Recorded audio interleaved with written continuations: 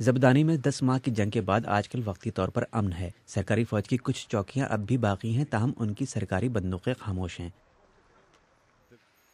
یہاں باغیوں پر کنٹرول میں ناکامی کے باعث حکومت کو ان سے امن معاہدہ کرنا پڑا۔ زبدانی شام کے دارالحکومت دمشق کے نواح میں واقع ایک قصبہ ہے جس کا بیشتر کنٹرول اب باغیوں کے ہاتھ میں ہے۔ اس تباہ شدہ عمارت میں پناہ لیے باغی شام کے صدر بشار الاسد کی حکومت کے خلاف جدوجہد جاری رکھنے کے لیے پرعزم ہیں۔ جب تک صدر بشار الاسد کی حکومت گر نہیں جاتی، ہم احتجاج جاری رکھیں گے۔ ہم سرکاری فوج سے اپنا دفاع کرنے کے لیے تیار ہیں۔ زبدانی کی اہم سڑکوں پر آزادی کے جھنڈے آویزاں ہیں، کیونکہ لیبیا کے عوام کی طرح یہاں کے شہری بھی پرانی قومی علامتوں کی بحالی چاہتے ہیں۔ سرکاری فوج سے بغاوت کرنے والے آزاد شامی فوج کے مسلح جوان یہاں کے عوامی ہیرو بن چکے ہیں۔ ان کا کہنا ہے کہ صدر بشار الاسد پر عرب لیگ کے دباؤ کے باعث پیچھے ہٹ جانے والی سرکاری فوج کسی وقت بھی پلٹ کر حملہ کر سکتی ہے، اور وہ مقابلے کے لیے تیار ہیں۔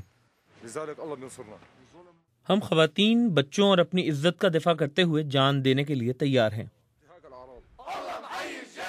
آزادی کے نعروں اور احتجاج کی کال دینے کے لیے جلائے جانے والے پٹاخوں سے ظاہر ہوتا ہے کہ شام میں صدر بشار الاسد کی حکومت کے خلاف احتجاج زور پکڑ رہا ہے۔ زبدانی تنہا قصبہ نہیں ہے جہاں بشار الاسد کی حکومت کے خلاف نفرت پائی جاتی ہے۔ آپ کو دمشق کے نواح میں ایسے قصبے جا بجا ملیں گے۔ زبدانی کے شہریوں کے لیے یہ رات مختصر راحت کا سامان تو لائی ہے، مگر نئی صبح کی نوید کے لیے انہیں انتظار کرنا پڑے گا، کیونکہ سرکاری فوج یہاں سے پیچھے تو ہٹی ہے مگر آج بھی طاقتور ہے۔